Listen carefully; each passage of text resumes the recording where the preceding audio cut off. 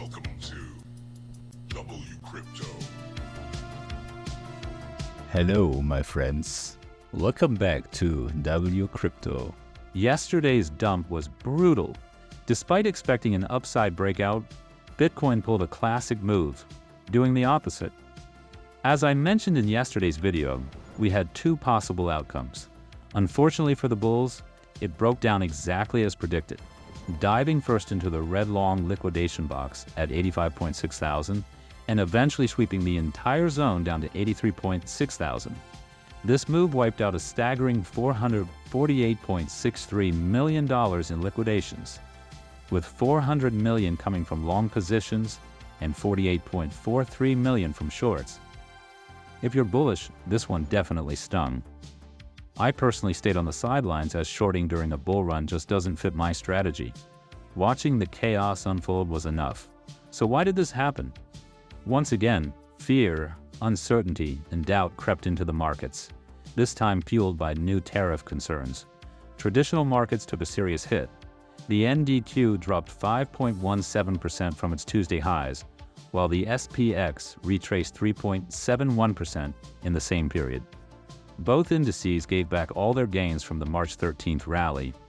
While this uncertainty needs to be addressed on a political level, we're here for finance, not politics.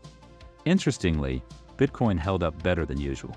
In past market dips, Bitcoin tends to amplify traditional market downturns, but this time it only dropped 5.56%, relatively mild compared to stocks.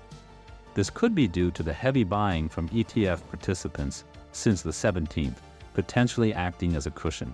However, a concerning sign is showing up in Bitcoin ETF inflows. As of now, the numbers indicate a negative $93.2 million outflow, with Fidelity updating its Thursday figures.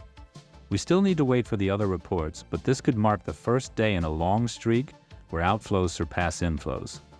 Looking at the 3-day liquidation heat map, most long liquidation leverage has been cleared out. The only hot pocket left is above us, around 88,000.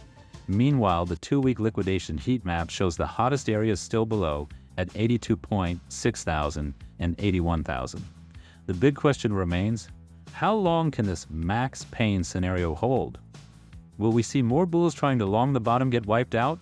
Or is this the final shakeout before a reversal? Stay tuned for more daily updates. Join the free Discord for real-time trading thoughts. Click the like button if this added value, and don't forget to subscribe and hit the notification bell to stay updated. And see you in the next one.